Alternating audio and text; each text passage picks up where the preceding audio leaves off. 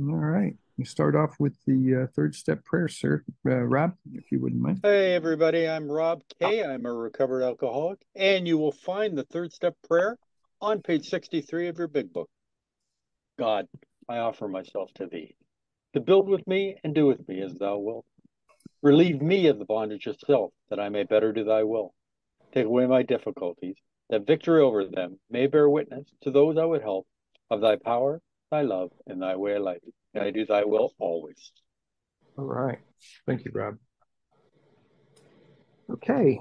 We are in the chapter How It Works, and a lot of good information in there. And we've been talking a little bit about the human condition um, as we've been over the last, well, towards the end of last Saturday. So we are on page 61.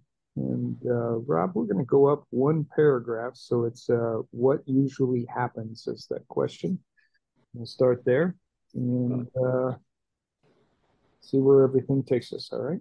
Okay, perfect. Now, a lot of times you can take out the he or she and put in I for this paragraph.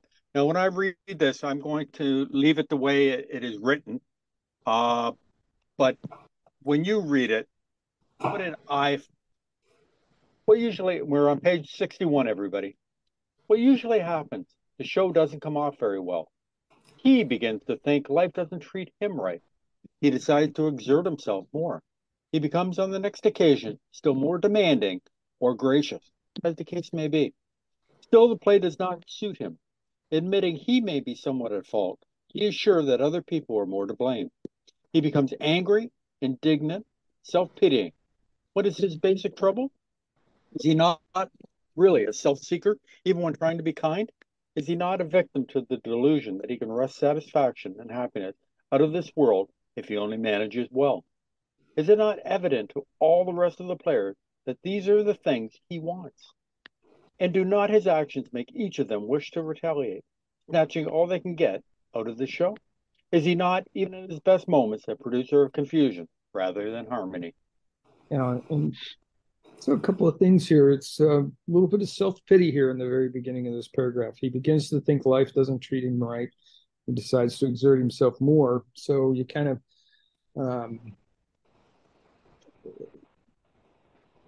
basically we're looking at someone who is feeling a bit selfish and has a little bit of self pity on themselves. As we go along, I highlighted another part of this, and that is admitting that he may be somewhat at fault. He is sure that other people are more to blame, and then becomes angry, indignant, and self pitying. Again, there's that word self pitying.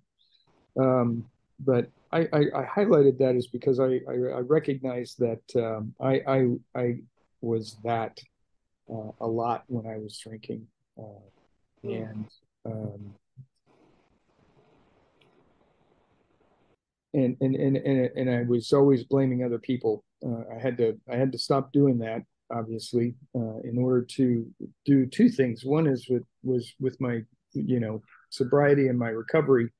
I wanted to make sure that I was trying to do things in a better fashion, uh, but also from the human condition, just realizing that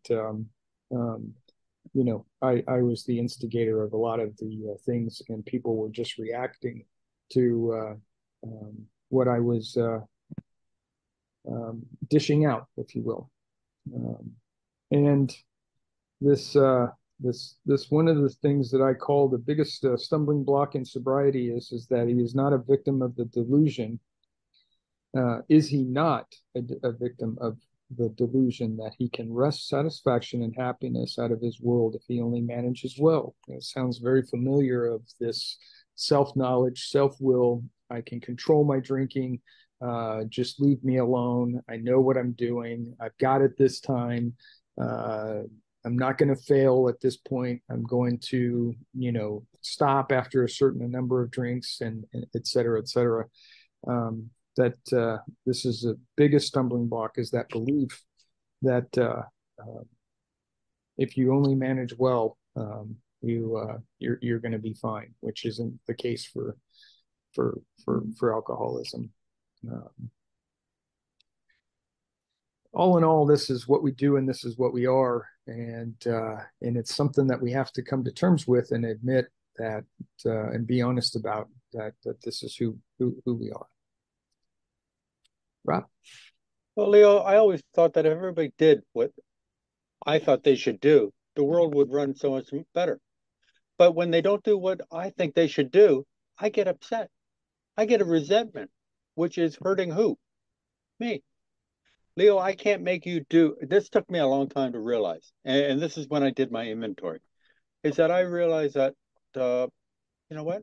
That one of the biggest problems that I had is that I thought people should run their life the way I thought they should run. You should do what I think you should do. And when you don't do it, I get upset. So Yeah. I have to change my old behavior, okay, and realize that, you know what? You have a right to do what you are going to do. And when you don't do what I think you should do, you made a decision. You are a grown up. I am not God. You, okay? I can't make you do what I want or I think you should do. So once I got over that hump and realized that you're going to do your own thing. It's like kids. Kids are going to make their own decisions at times. You know, when they're really little, yeah, you can control them. Now, when they get a little bit older, they make their own decisions, right or wrong, but they make their own decisions. We have to accept their decisions. And that is when we stop playing God. Yeah. We're on bottom of page 61, everybody. Greg, drive safe, okay? Our actor is self-centered, egocentric, as people like to call it nowadays. He is like the retired businessman who lolls in the Florida sunshine in the winter, complaining of the sad state of the nation, the minister who sighs over the sins of the 20th century, politicians and reformers who are sure all would be utopia if the rest of the world would only behave, the outlaw safecracker who thinks society has wronged him, and the alcoholic who has lost all and is locked up. Whatever our protestations, are not most of us concerned with ourselves, our resentments, and our self-pity. Yeah, and that's right. We're only concerned with ourselves, and that's a big self-centered, very selfish way to live and act. And there's a lot of references to self on these pages, and this again back to the human condition. I think it's one thing to point out that everybody, whether you're alcoholic or not, suffers from a lot of this as well, and it's that is the result of the human condition. But the fact that we're kind of pointing it out very very directly, and that we are applying the principles and the steps to trying to work through this is actually you. I guess what I'm trying to say is, as a recovered alcoholic who has gone through 12 steps and the process and program that's outlined in the book, you can find yourself in a better place than even the non-drinkers or the non-alcoholics out there, and that's a good feeling. That should be a good feeling, that you can actually be in a better place than even the people that you were trying to emulate with your drinking before. So I think that's kind of a nice thing, that this is being so, put right out in front, right up, it very bluntly and directly. So, and again, there's just a lot of references to self, and the word protestations is really another word for that is disagreements. So whatever our disagreements are, not most of us concerned with ourselves and our resentments or our self-pity. Again, that word self-pity. Rob? Yeah, I'm just going to go through a couple of other definitions. And the reason being is because we hear these words all the time and we assume we know what they mean, but I'm just going to give you what it meant in 1939, because it might change just a little bit. Selfish. self self-absorbed, self-serving, self-seeking, egotistic. Okay, self-centered, so concerned solely with one's own desires, needs, or interests. Okay, now we're going to read the next paragraph. Selfishness, self-centeredness, that we think is the root of our trouble. Driven by 100 forms of fear, self-delusion, self-seeking, and self-pity, we step on the toes of our fellows and they retaliate. Sometimes they hurt us, seemingly without provocation, but we invariably find that at some time in the past, we have made decisions based on self, which later placed us in a position to be hurt. Yeah, and it's, this is so true. When if you sit back and kind of look at what the problem or the resentment may be, and the retaliation that you're experiencing from other people, is there something in there that you did that caused that retaliation and that backlash that you got? And again, driven by 100 forms of fear, self-delusion, self-seeking, self-pity, selfishness, self-centeredness. It just goes on and on about this focus on yourself and not on others.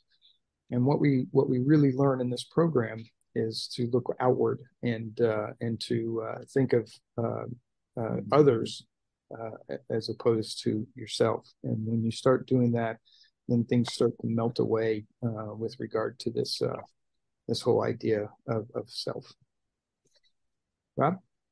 Yeah, here's where, here they're really focusing on self. We're only thinking about ourselves and what satisfaction we want to get. If we get rid of our selfishness and our self-centeredness and worry about the other person's happiness, what is best for me to do for kicking today? Instead of thinking, what can I get out of kicking today to make me happy? And it's the whole idea is changing our mindset, because we've only been concerned with ourselves and our own objectives. Oh, thank you very much, Leo. And, this is what they're trying to get, is that we've been so self-absorbed and only caring about ourselves that we do things that we might not normally do. Okay. But now we're trying to get into, God's world, where what would God have me do in this situation? What would make him happy? Not what would make me happy, what will make him happy? What satisfaction can I get from doing that? And we find that it's a whole new way of living and acting. I used to live in fear. Fear that you'll find out what I did, fear that I won't get what I want, fear, in large groups, because why? I can't control things in a large group. Why? Because I'm trusting on myself. I think that I've got to protect myself. When I go into a big group now, I just tell God, I know you got my back, that I'll be safe and secure in your world. As long as I do certain things, obviously. I'm not going into the worst part of the neighborhood, at 3 o'clock in the morning. Okay. I have brains. I have to use them. But the idea is that I can go anywhere in God's world, knowing that God's got my back because I'm going for the right reasons. Okay. So as long as I go with that intention, I ask God to remove my fear. I'll be fine. Yeah. Fear is now gone. So our troubles, we think, are basically of our own making. They arise out of ourselves, and the alcoholic is an extreme example of self-will run riot, though he usually doesn't think so. Above everything, we alcoholics must be rid of the selfishness. We must, or it kills us. God makes that possible. And there often seems no way of entirely getting rid of self without his aid. Many of us had moral and philosophical convictions galore. We could not live up to them, even though we would have liked to. Neither could we reduce our self-centeredness much by wishing or trying on our own power. We had to have God's help. Yeah, and so we kind of rounded out here. In order to get beyond this focus on self, with such a conviction that we've had already up until this point, we need to have a higher power in our lives in order to be able to rise above it. Um, the uh, the it, and when I look at this sentence here, they arise out of ourselves, and the alcoholic is an extreme example of self-will run riot.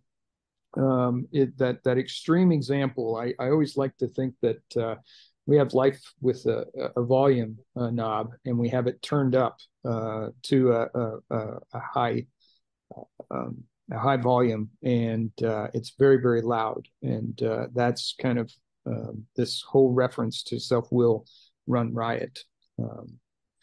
And we try and deny that as we kind of focus on ourselves and really kind of point outward to other people and make it that it is their fault. But we must be rid of this selfishness, or we must, or it will kill us. This it's an important element in order to recover from alcoholism and really to try and improve this human condition that we all live in. So, Rob? Yeah, and how often have they mentioned self just on this one page, over and over and over again? We must be rid of it, or else it will kill us. We will keep doing what we do. We will keep being disappointed because the results that we are getting are not what we want or what we expect.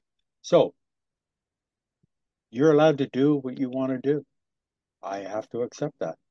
Why? Because you have your own mind, you have your own self-will. And until I get to the point where I can accept that, I'm going to be disappointed. And I'm going to be upset with you. And I'm going to get resentments. So it's a whole new way of changing. This is the how and why of it. First of all, we had to quit playing God. It didn't work. Next, we decided that hereafter, in this drama of life, God was going to be our director. He is the principal. We are his agents. He is the father, and we are his children. Most good ideas are simple, and this concept was the keystone of the new and triumphant arch through which we pass to freedom. Yeah. And Rob, isn't it so important here that they've answered that question of what we need to do? And it's nice that Bill always comes back to that, not ever leaving us hanging in that regard. This is the how and why of it. We had to stop doing what doesn't work and start doing something else which will work. And that is really focusing on your higher power, relying on your higher power, uh, and partnering and creating a strong relationship with your higher power is really what we're trying to say here in this particular paragraph. And um, the, um, the good ideas are simple, and this concept was the keystone of the new and triumphant arc through which we pass to freedom. It's really the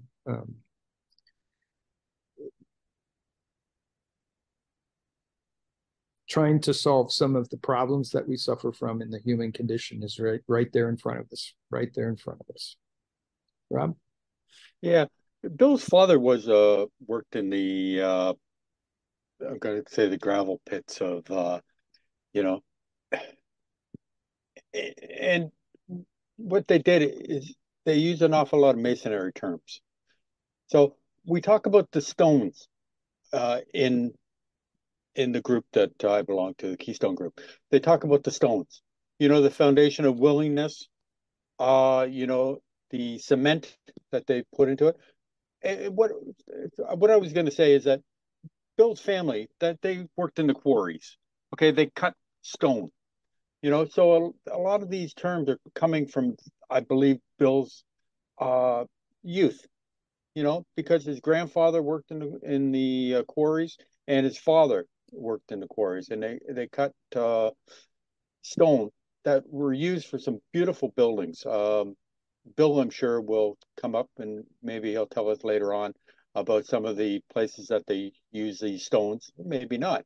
But anyway, so the keystone is the most important stone. It's at the top of the archway. And what it does is if the cornerstone or the foundation stone is not set correctly and is off, okay, it's not set perfectly flat, the whole building or the whole structure is weak. And this is what we're doing. We're trying to build our foundation. Is our foundation solid? Okay. Are they properly in place? Because if the keystone that we're going to walk through to a new life, if it's not set properly, it's going to fall. And when's it going to fall? Most likely when we're trying to walk through it. So we're trying to make sure that everything is set properly. Now, Bill, all through this time through the book, has tried to bring us to the realization that the way we've been running our life is not working. Our solution was to drink. We end up with an allergy, we end up with the obsession of the mind, and we keep drinking. Yep. We don't want to drink anymore, but we keep doing it. That's our solution. So therefore, Bill is bringing us along slowly to realize that self has not worked. Here is something that these other people have tried. Are you willing to do it? Are you willing to try? Are you willing to change your life? Or are you going to keep going down on the same path that you were going on? So we're at the top of page 63, everybody. Hi, Courtney. When we sincerely took such a position, all sorts of remarkable things followed. We had a new employer, being all powerful. He provided what we needed, if we kept close to him and performed his work well. Established on such a footing, we became less and less interested in ourselves, our little plans and designs. More and more, we became interested in seeing what we could contribute to life.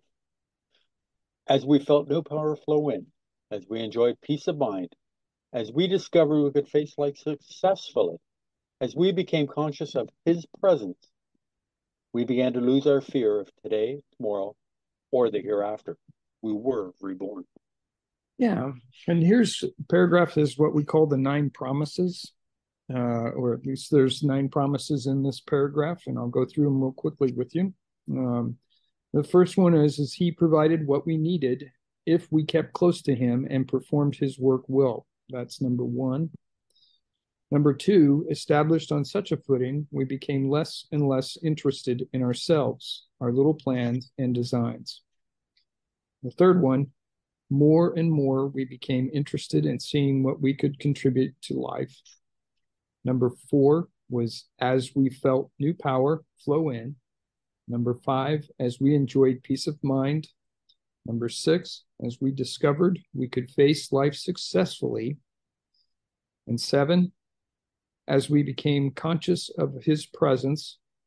And number 8, as we began to lose our fear of today, tomorrow, or hereafter. And number 9, we were reborn. And this is some important pieces of information, because what we've been talking about is all of the stuff that is wrong and is bad in our lives. Obviously, part of that is with the human condition, but we're now realizing that we have tools, and especially given that we've created this relationship with our higher power, to be able to overcome the bad part of the human condition and really improve our lives in so many different ways. And by doing that, this is the results of what we're going to see and have. The promises are, if you create this relationship with a higher power, really kind of embrace this program and abide by the steps completely, these are the things that are going to happen to you, and life is just going to improve overall. That's the bottom line. Life is just going to improve overall, and that's a great thing, especially for an alcoholic and especially for those around the alcoholic. If you improve your life, then things start to improve for people around you, and that's a great thing. Rob? Yeah, and remember, this is what Bill and the first, we're going to say approximately 100 people, this is what they found out when they took these steps, okay? Or they did these things where they got rid of self. We know that when the book was written, the book had the steps in them. Before that, they hadn't done the step or steps the way that Bill had written them out, but they had the idea of them.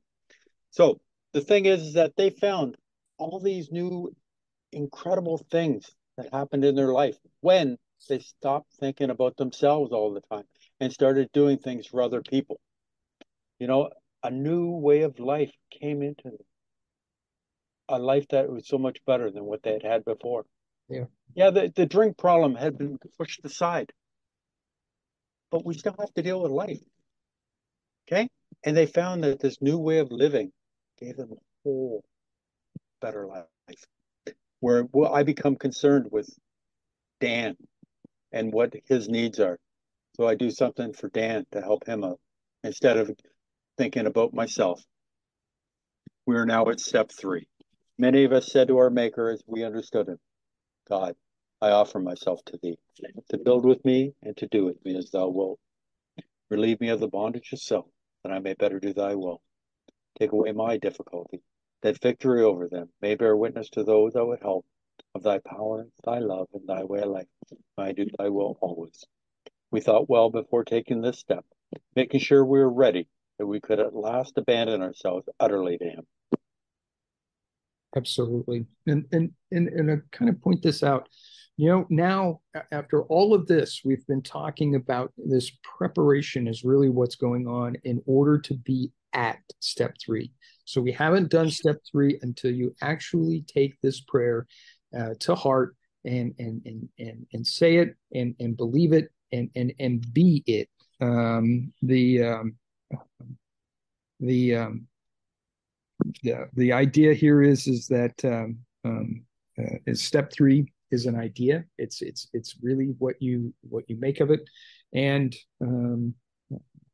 now at this point, once you've finished this prayer, now you have done step 3, and um, you move from one space to another. When we talk about this, taking this step, making sure we were ready, that we could at last abandon ourselves utterly to Him, and that's from what we were, which was this very self-centered, selfish, self-pitying type of person, to now somebody that is not that, and really focused on what can I do for the other person, and how can I make things better for them? And ultimately, that just comes back in spades and makes things better for you. And it just keeps growing and growing.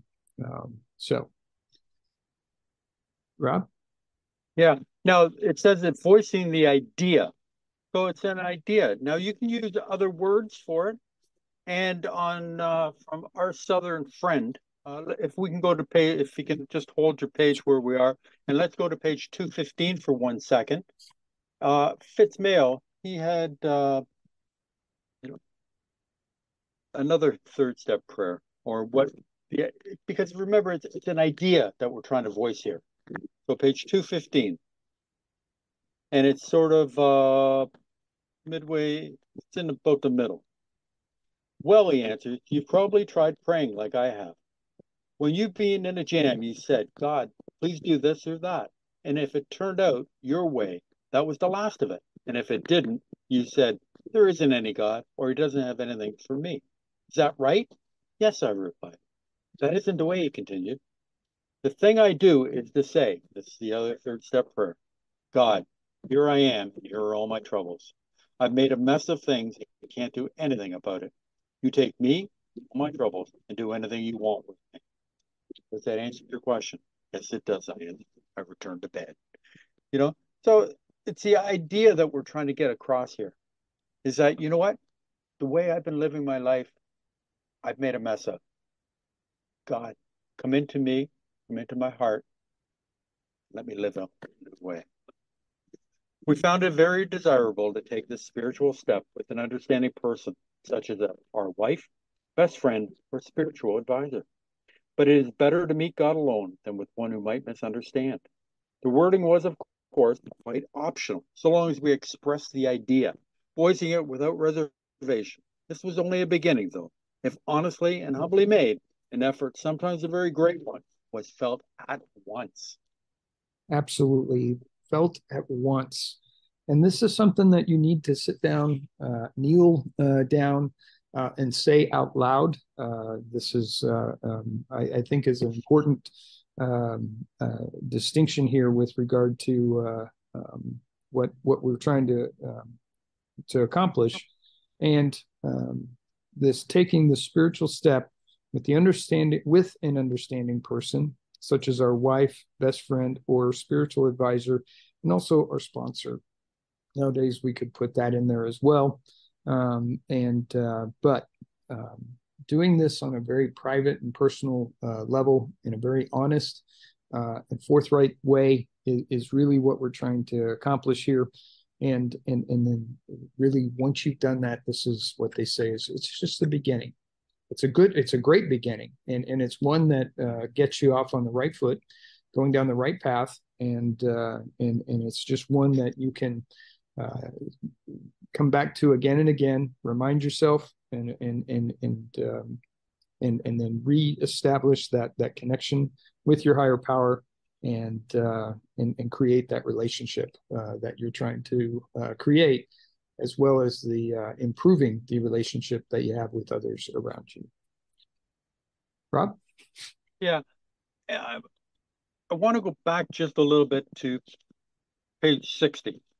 And I'm going to talk about the original manuscript, something that was taken out. And I'm going to read the ABCs and then what was taken out of the original manuscript, because I find it fascinating to read that. And I see Courtney smiling, so she must know what's going on here. In the original manuscript, after the ABCs, but here's the ABCs: that you are alcoholic and cannot manage your own life. B, that probably no human power can relieve your alcoholism. And C, that God can and will. Now, this is what was in the original manuscript that Bill has taken out. If you are not convinced on these vital issues, you ought to reread the book to this point, or else throw it away. In other words, no sense going any further if you don't agree. Do I have the allergy? Do I have the obsession of the mind? Is the way I'm running my life not working? Am I willing to change? Right. Okay. If you're not willing to do these things, nothing's going to change. You are not ready. Okay. Will you be ready later on? Maybe. Maybe not. Will you go to the bitter end? I don't know. I don't know what. Okay. But it was taken, the other people felt it was too harsh. And so they had Bill remove it. But I get a kick out of this. Let's be honest. I've accepted this way of life. Okay. I agree with it wholeheartedly. You okay? So when I read that, I think, you know what? How true. How many times have we dealt with sponsees that just aren't ready? They think that they can still control and enjoy their drinking. And until we smash that idea that we can't control and enjoy our drinking, we're going to continue to try to prove that we can. So those people are not ready. Now, step 1, 2, and 3, okay, are just steps that we admit to. Okay, yeah, my life is unmanageable. I'm powerless. Well, why? Why are we not? Well, because I have the allergy, which means that anytime I take any alcohol in my body craves more. The phenomenal craving develops. Okay. I have the obsession of the mind, which tells me that that it's gonna be different this time. Okay, so that's why my life is crazy.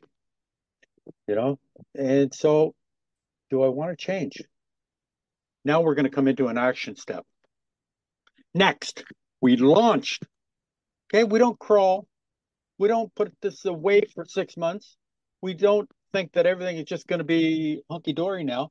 Because let's be honest, we're at this point, we probably haven't had a drink for a little bit of time. Things are getting a little bit better in our lives.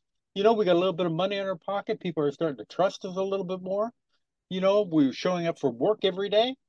You know, life is going pretty good right now. Are we willing to actually do some work? Now, and this is why it's so important.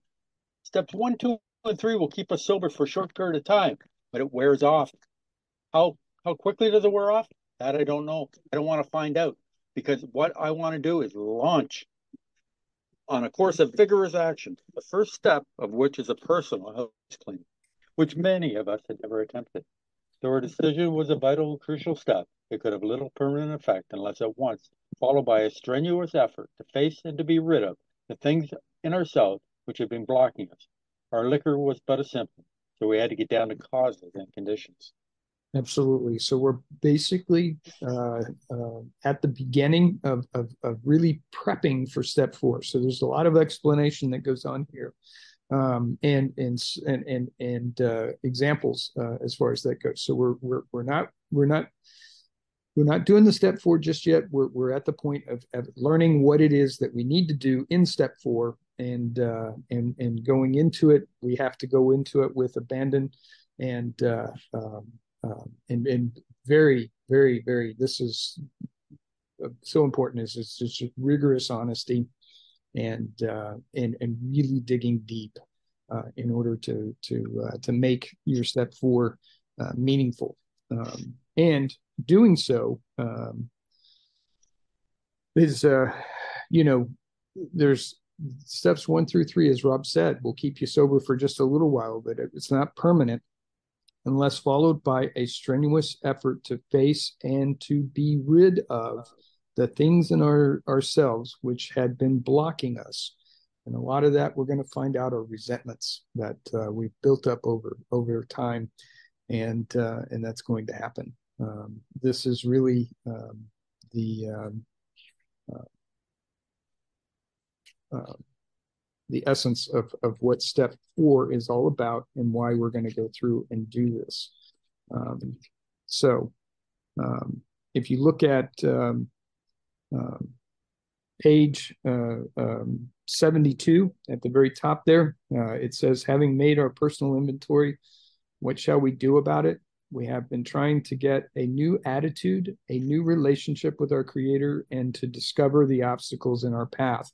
All right, so that's a really good sentence to kind of sum up what we just read in this paragraph, is that we've been trying to get a new attitude. That's getting rid of ourself and our self-pitying. We're a new relationship with our Creator.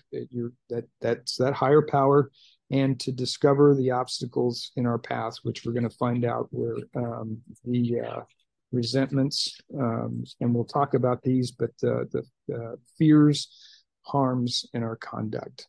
All right. So those are things that we're going to be looking at going forward. Rob? Therefore, we started upon a personal inventory. This was step 4. A business which takes no regular inventory usually goes broke.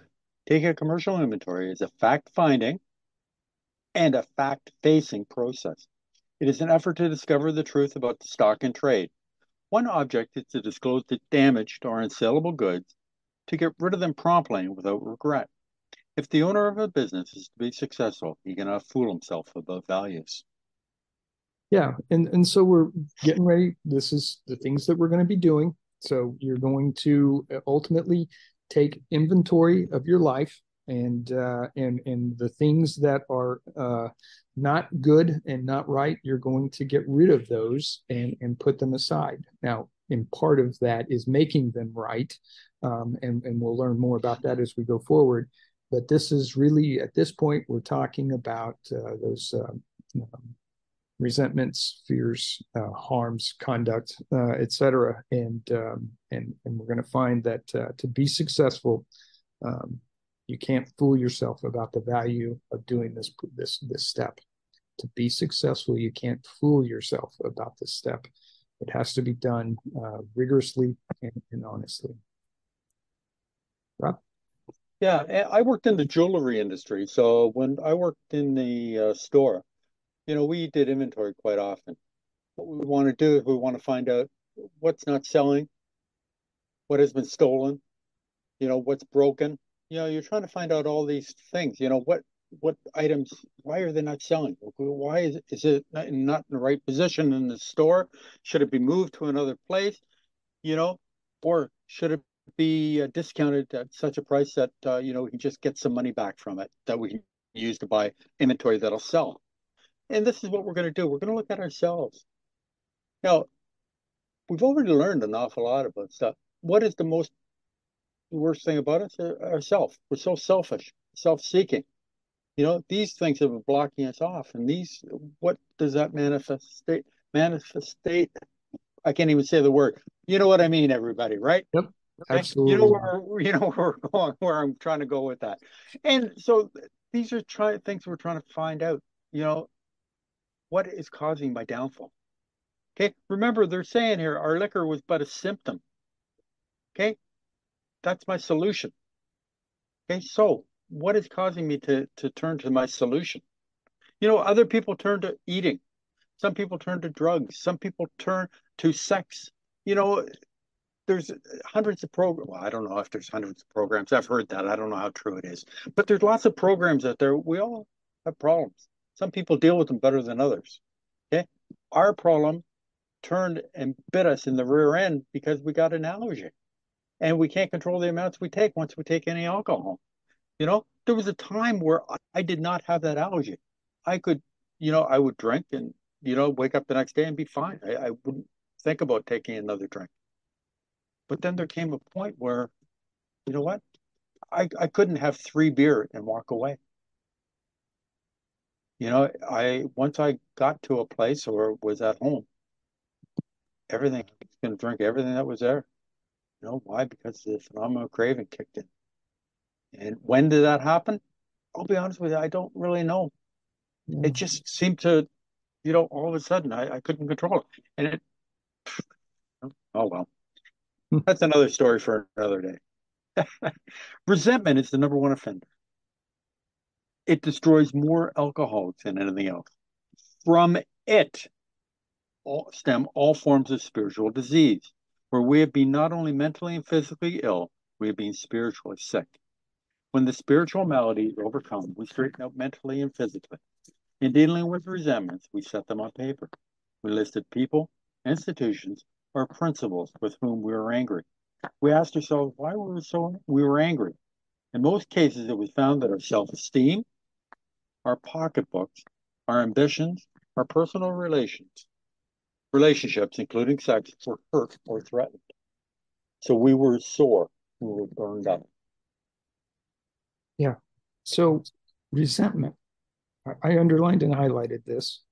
It is the number one offender. And we're going to find that out as you begin this process of the step 4 of writing things down in the manner in which they're going to describe to us. And certainly in more detail is available. It destroys more alcoholics than anything else. It also destroys people. So non-alcoholics, again, this is really kind of a we just seem to have the volume turned up when it comes to these type of things, and it's a little bit more ingrained in us, and it's a bigger problem with us for whatever reason. Alcoholics seem to just exemplify these resentments, and this forms from it stem all forms of spiritual disease and being spiritually sick. Okay, that is not a symptom of alcoholism. All right, so that's one of the things I wanted to kind of outline here, or highlight, is what I'm trying to say, is that the spiritual malady is something other than what is a symptom of alcoholism. This is the spiritual malady that afflicts even non-alcoholics of all kinds of people all over the world. So overcoming this, we straighten out mentally and physically. In dealing with resentments, we set them on paper. We list people, institutions, and principles with whom we were angry. And we asked ourselves why we were angry. And in most cases, it was found that our self-esteem, our pocketbooks, our ambitions, our personal relationships, including sex, and then number six, I'm sorry, there's just six items here that we're talking about. Our security is also at risk, and so this is going to be what we find out with regard to this step 4 that we do. Um, kind of if you look at this, like I said, the spiritual disease here is not a symptom of the alcoholic.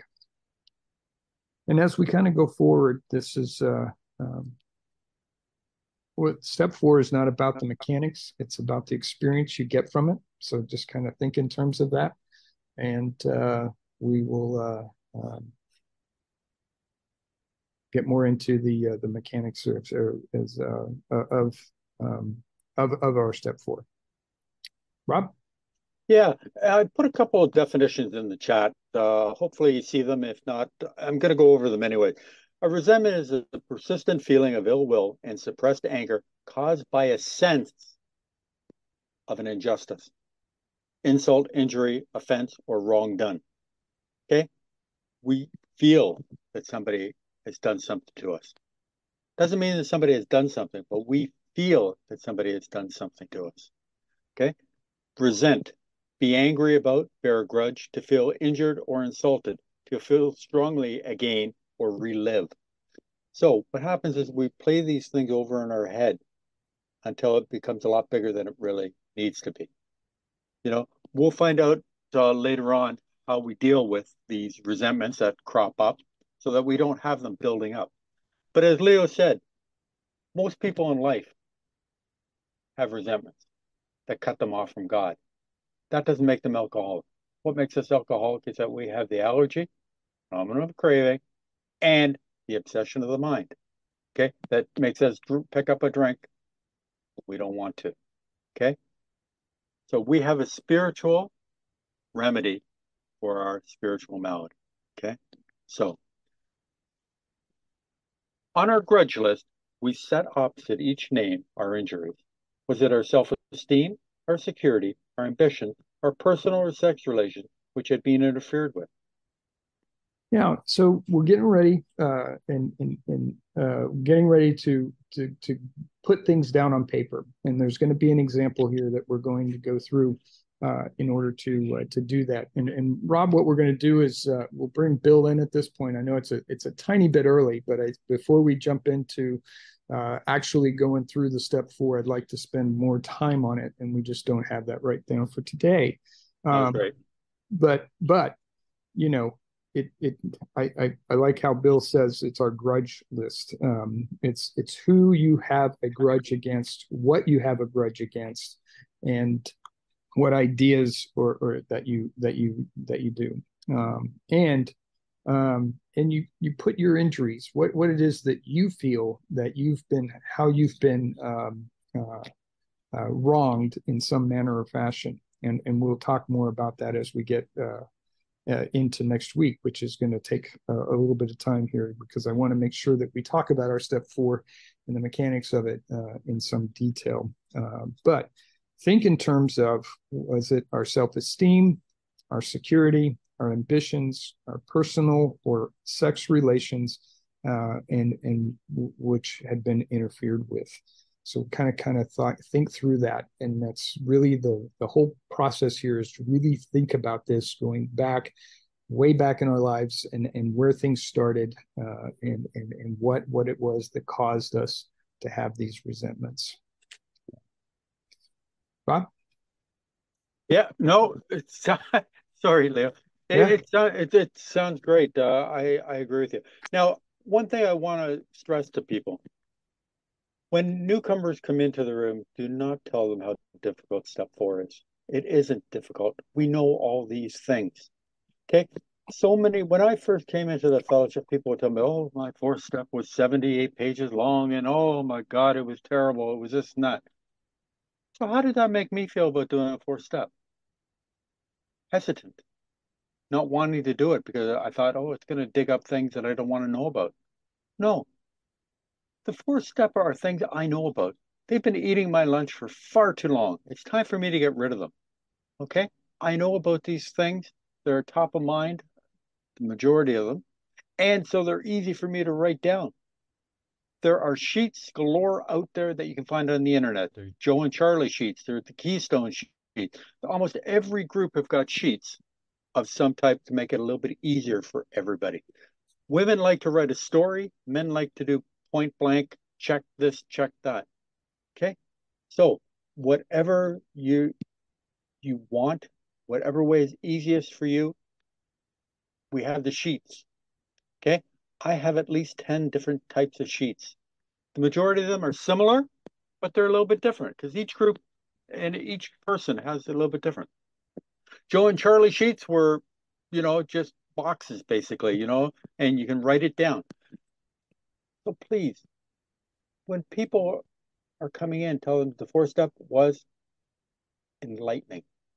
It was the best thing I ever did. Why? Because it continued us on and propelled us forward. Propelled. Okay? Didn't just move us along slowly. It propelled us into a spiritual experience that I've never lived better in my life. So please tell people it is the best thing that we have ever done. So we're going to bring Mr. Bill in. Yes, sir. That's it. We certainly are. Yeah, hi, this is Bill, alcoholic from New Jersey. Thanks a lot, guys. Good meeting today. We went through a lot of stuff here. We started on step 3. Step 3 says, made a decision to turn our will and our lives over to the care of God as we understood it. A lot of people misunderstand step 3. They think we're supposed to turn everything over in step 3. No, the operative words in step 3 are made a decision. That's what we're doing here. We're just making a decision to turn our will and our life over. And how do we do that? We do that by doing the rest of the steps. That's basically what step 3 is. We're making a decision here to go on with the rest of the steps. The way you turn your will and your life over to the care of God is you clean up your act and you become a good person. How do you clean up your act? Steps 4 through 9. And how do you be a good person? 10, 11, and 12.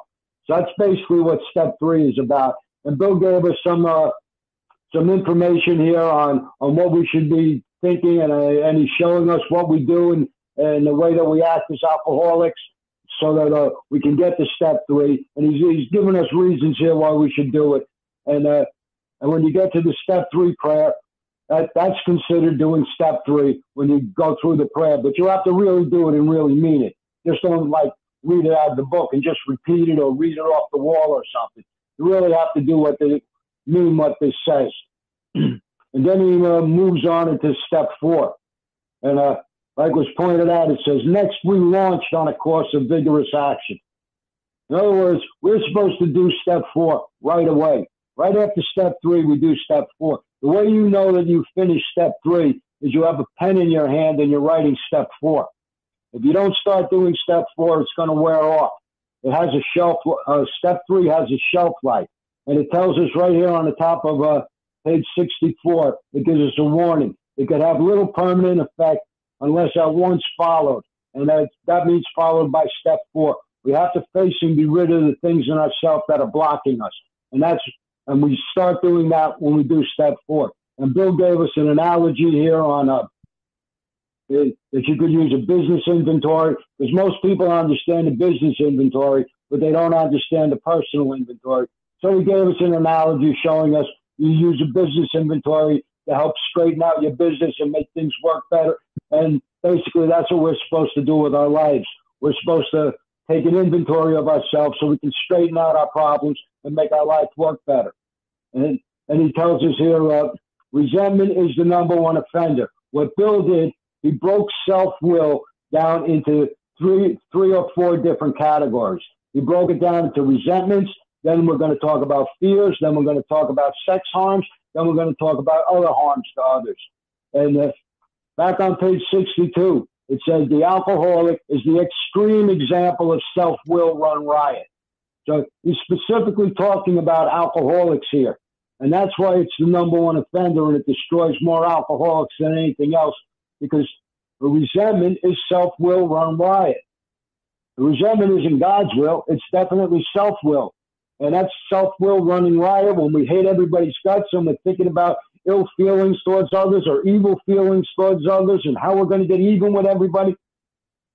You got to get rid of that stuff, because that stuff hurts us. And he's telling us that's the number one offender. That's the number one way that self-will shows up in an alcoholic, according to this book that Bill wrote.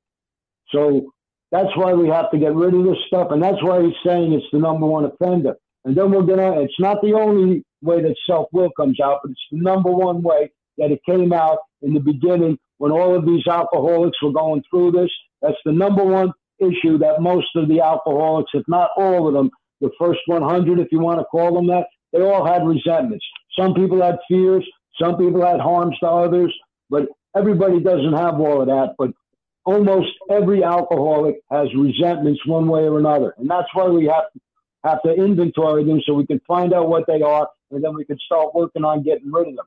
And then he's going to give us a diagram on how to do it. We didn't get up to that yet, but he's basically just telling us we need to do this stuff. Because if we stop at step 3, like Rob already said, 1, 2, and 3 will keep you sober for a short period of time. I don't know how long. Some people a week, some people a month, some people it might keep them sober for a year or 2, or maybe longer. But sooner or later, 1, 2, and 3 is going to wear off. We have to continue this and go further. And that you're not going to get better until you start going further and look at yourself, because that's what our main problem is. And it says self all throughout this when we were going through step 3. It's constantly talking about self. That's where the problem is. The problem with me is myself. The problem isn't everybody else. And I have to do what I can to fix me, and I need God's help to do that. And when I get fixed, all of a sudden, all the stuff that was bothering me doesn't bother me as much anymore. When I went through this process, I did not get better. What happened was everybody else in the world got better. Now I don't have to wake up every morning and hate everybody's guts, because everybody else got better because I did this process. That's all I got. Thanks a lot for letting me share. Thank you, Bill. Yep. Thank you. All right, sir. We'll close out with the serenity prayer, and then we'll open things up. Yep. God, grant me the serenity to accept the things I cannot change, courage to change the things I can, and wisdom to know the difference.